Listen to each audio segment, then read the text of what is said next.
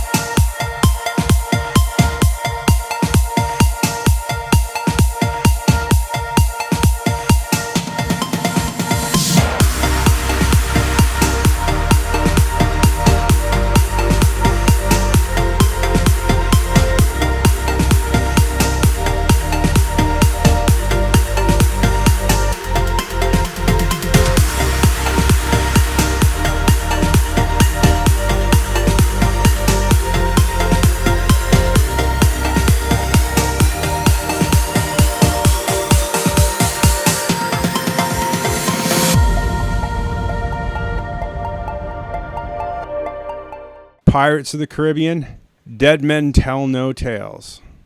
It is a PG-13 movie. It is 2 hours and 9 minutes. It doesn't seem that long. Directors were Joachim Rønning and Espen Sandberg. Writers were Jeff Nathanson and Terry Russo, based on the characters of Ted Elliott, Terry Russo, Stuart Battelle, and Ray Wolport, I believe. I always have trouble with names. Cast first build is Johnny Depp as the ever consummate Jack Sparrow, although he is starting to show his age as Captain Jack Sparrow.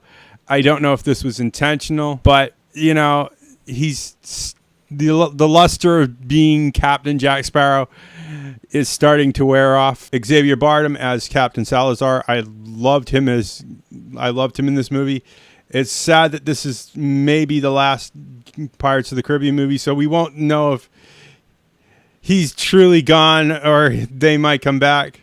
Godfrey Rush as Hector Barbosa. Godfrey is also starting to show his age. I'm wondering if it is, you know, people are starting to get tired, or they're showing their age just to be, well, you know, because he seemed like he couldn't move as good. And there was a lot of awkward movement from him. I believe he is getting older in age. Brenton Thurwiles, I believe it's Thurwaits as Henry Turner. Kayla Salendro as Karina Smith. Kevin McNally as Gibbs. He's starting to show his age too, but not in a bad way, and McNally seems to have held up very well. Goldschifter Ferrari as Shoshana. David Wenfeld as Scarfield. Stephen Graham as Scrum. Augustus Burnett as Malroy. Martin Keva as Marty. Adam Brown as Kremble. Giles New as Murtaugh. Orlando Bloom, who seems to have held up quite well and looks great for his age, as Will Turner. And Keira Knightley, who looks exquisite and did not get enough screen time, as Elizabeth Swann. I just think they could have filled out this movie, you know, if they're going to go 2 hours and 9 minutes, you might as well go 2:30. And that's where I always have a problem with runtime, is art meets film, and it's always just slightly that problem. I'm hoping that this comes out as a director's cut, because I am really interested to see what was really cut to make it fit on a full Disney, to make it a full-length Disney picture. Production companies were Walt Disney Pictures, Jerry Bruckheimer Films, and Finium Nahal. I didn't notice this one in the film. Might just be odd for me. Walt Disney Motion Pictures is our theatrical releaser and distributor here in America. Yep. Special effects were by Atomic Fiction. Cost of VFX. Lola Visual Effects. They seem to be doing quite well. Motion Picture Company, MPC. Mr. X Visual Effects. Odd Studios. Prime Focus World. And Rodeo VFX. And there we go. All the stuff that you got to do when you want to be a movie reviewer. You got to stick to the good stuff. What I thought about this movie, I really like Johnny Depp as Captain Jack Sparrow. I have to admit, the newness of Captain Jack is starting to wear off, though. Was this one too many films in the series? I don't know. I still liked it. I still think it's a great movie for what it is. It's kind of a tie-all to all. It's kind of like tying all the loose ends up. But I still think Captain Jack Sparrow has at least one to two more adventures in him. Or at least, to tell the tale. One of my favorite characters in the whole series who has survived everything dies in this one too. And it's kind of sad, but he goes out and you find out that this character had a daughter and everything is passed on to her. So I don't know what the future holds for the Pirates of the Caribbean thing. Disney has said this is the last one, but you don't know. I really don't know. Because you still have Henry Turner and Karina Smith wandering about, and Jack is still out there with the Black Pearl. What happens next, you don't know.